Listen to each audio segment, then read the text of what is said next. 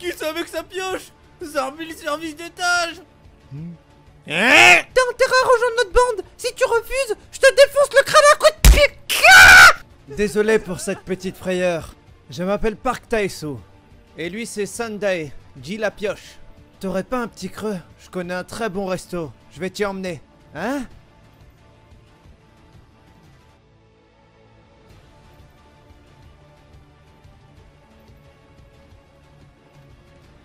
Tiens, goûte ça. C'est un Seoul Lang. Un bouillon d'os de bœuf avec des nouilles et du riz. Ce restaurant fait les meilleurs de la ville. Merci, fallait pas.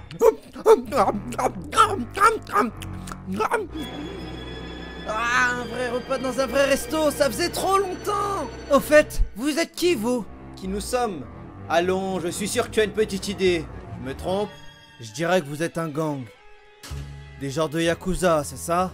Dans le milieu, on nous appelle des Gundal. C'est un nom qui sonne très mystérieux, pas vrai? D'accord, je vois. En fait, ce repas ne sera pas gratos, hein? J'ai pour habitude de ne pas parler affaires en mangeant. Excellente résolution, surtout que c'est super bon! Et voilà. Oh merci, mademoiselle! Mission, ma belle, c'est quand qu'on sort ensemble, toi et moi? Ken, c'est bien ça? J'ai une proposition à te faire. Entre à mon service! Tu ne le regretteras pas, crois-moi! Non merci, vieux. Répète un peu, petite merde. Young-Nim te fait une proposition et tu oses la refuser? Et puis parle-lui bien. Bordel, d'où il sort sa pioche, lui? Pourquoi refuses-tu?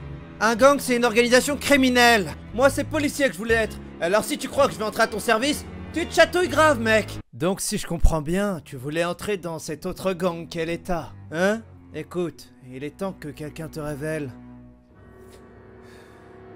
certaines vérités sur ce monde. Gang, État, entreprise monopolistique, tout ça, c'est du pareil au même, tu sais. Et la ressemblance est particulièrement frappante quand on compare le fonctionnement d'un gang et d'un État. Un État possède une sphère d'influence exclusive qui regroupe deux choses, un territoire et une population. Afin qu'aucun élément extérieur ne pénètre dans sa sphère, il est prêt à utiliser la force si besoin est. Recourir à la force pour défendre son territoire est la première caractéristique commune entre un gang et un État. Ensuite, afin de conserver sa bonne organisation, l'État promulgue des lois et lève des impôts à l'intérieur de sa sphère. Et si le besoin s'en fait sentir, il n'hésite pas à employer la manière forte, afin que tout le monde s'y plie. Loi, impôts et la force pour veiller à leur application au cas où, c'est là la seconde caractéristique commune entre un gang et un État. Seulement, un État paraît toujours plus légitime qu'un gang du fait de son histoire et de son envergure. Son histoire et son envergure? Oui. Son étendue est si vaste que le peuple qui vit dans la sphère d'influence d'un État ne peut même pas saisir sa véritable nature. Et d'ailleurs qu'il ne s'en soucie guère. Et puis au fil du temps, les questions sur le bien fondé de l'existence de cet État finissent par disparaître. C'est seulement lorsqu'un nouveau conflit éclate que l'État parvient à dissimuler ce qu'il est vraiment. Pour moi, un État a tout du parfait gang à ses débuts.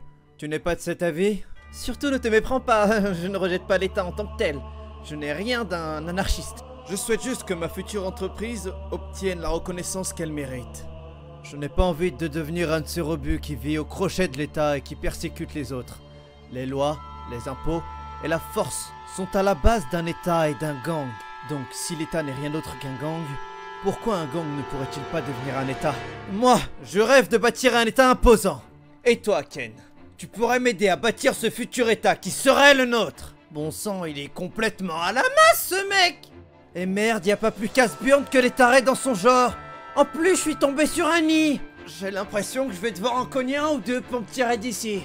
Quelque chose me dit que tu n'as aucune intention d'accepter ma proposition. Je me trompe, Ken? Dans ce cas, toi et moi, on va régler ça à notre façon. À notre façon? À vrai dire, je me suis jamais vraiment penché sur la question, mais bon, si c'est le seul moyen pour que tu me foutes la paix, je marche! Je peux me tromper, mais j'ai bien l'impression que tu n'as absolument pas peur de nous. Ce qui me fait dire que tu as déjà dû corriger quelques Yakuza auparavant. Je me trompe? Tu as le regard d'une bête sauvage. Et ça me plaît. Par contre, niveau look, tu frôles le titre de ringard de l'année. Comment il me parle? Yeah, t'es trop fort, Young-Nim. Oh, la vache, c'est pas rigolo. Impressionnant, le gars. Entre à mon service. Tu ne te connais pas toi-même.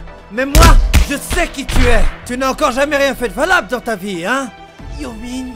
C'est sûr qu'enfermé dans une cage, tu ne peux pas faire grand-chose. Une bête sauvage, c'est pas fait pour vivre en cage. C'est elle qui doit y mettre les autres. Il a bloqué son pied sans même bouger d'un poil. Impensable! Je vais te dire, moi, ton baratin sur ta sphère de merde. Tu peux te le carrer où je pense.